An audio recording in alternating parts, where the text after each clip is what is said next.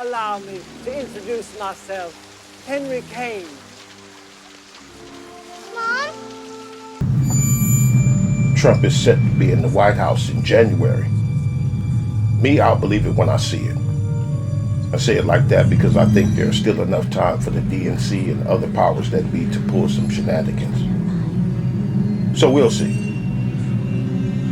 But ever since it was decided that Trump will be in the White House again, people from the left have been theorizing as to the who, what, when, where, how, and why that happened. It is to be expected, because that's what we do. People have been doing that before any of us were even born. Like last time, we saw the right questioning the results of the election, claiming that it was rigged. But this year, it's the left's turn.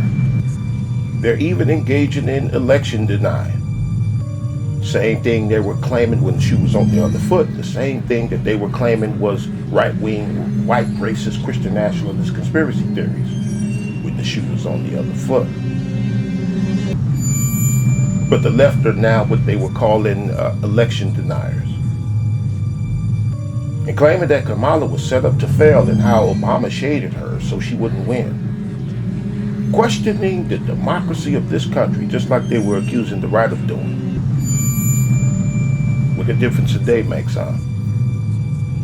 But the left got a lot of things going on in regards to the results. A lot of things going on. But the very nature and nucleus of their questioning is denial. That's why they don't review anything in regards to the policies of this Biden administration. They only focus on who voted for Trump and why. Or in other words, the blame game is the card that the left has been playing because, again, denial helps them to ignore the policies instituted by Biden's satanic administration. Blaming people, places, and things. It's black men's fault that Trump is getting back in there. White women are the ones responsible for putting Hitler in office. The Arabs did it. Hispanic men, and so on and so on. Obama sold Kamala out, that's why she lost. Biden was working with Trump behind the scenes against Kamala, and proof of him doing that is him wearing his MAGA hat. Yes, I've heard that.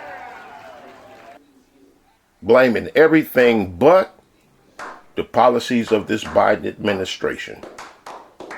Never mind things like how this administration has been trying to make it lawful for adults to fuck children. Hi. Hi. But never mind how this administration has continued to make the cost of everything rise. And on purpose. And of course, that's Trump's fault. Blame the previous administration for the current administration's continuing what preceded it. Come on. No, come on. Let's go. Let's go. Hey. Misogyny. Another one that had a hand in this thing with Trump being in the White House again. It's misogyny. And of course, racism. Never forget to blame racism for everything. And here's the thing about witch hunts. Yeah, that's what this is. That's what this is. The blame game is a witch hunt. And the thing about witch hunts is that they were all conducted by people who were crazy. Like the Salem witch hunts. Insane and bloodthirsty mobs who were deranged. Just like the left.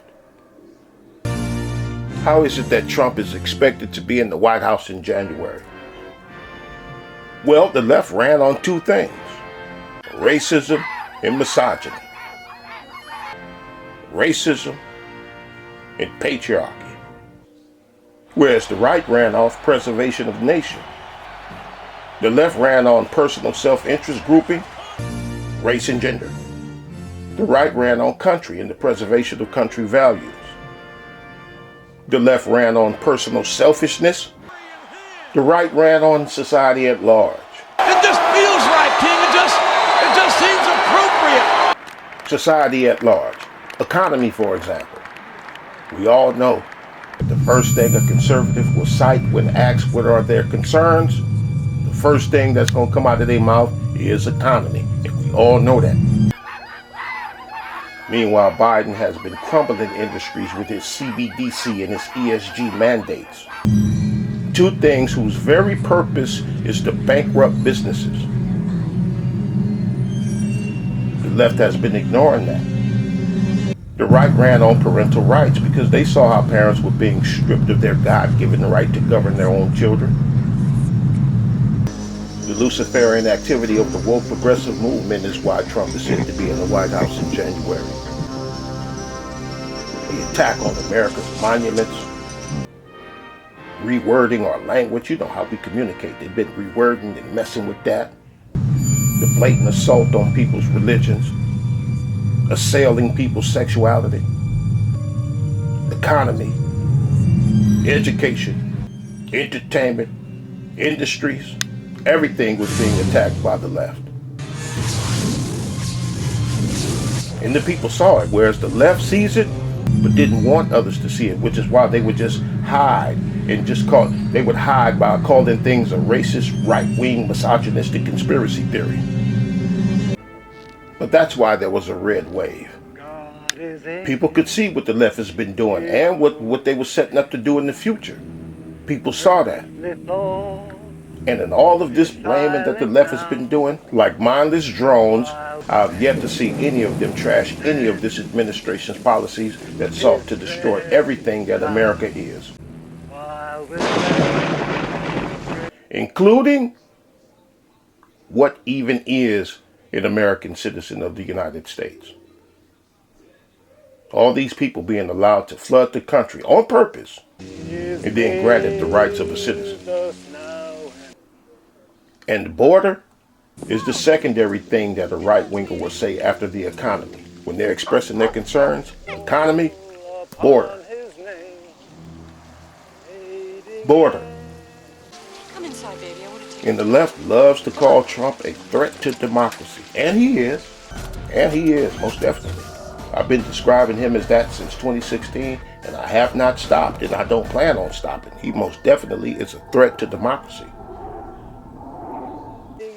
But the thing is, look who's talking. The left destroying the very interior of this country. Open borders and all that other stuff that I mentioned, but calling somebody else a threat to democracy. Look who's talking. Hi. I saw you at the shopping mall. Sure you did. I remember your little angel here. But that's why there was a red wave. As far as the ballot boxes, people could see what the left has been doing. And it's still ignoring. They won't address nothing that this Biden administration has been doing. You have personal interest versus national interest. Selfishness lost to selflessness. Personal security versus national security. National security won. And let's not forget, it has been the silence of the left during all of this. The silence of the left. The constituency of the left did not speak a word against what was going on these past 4 years. And that makes the right, who has been speaking against this stuff, that makes the right looks like the side with some sense and some care in them.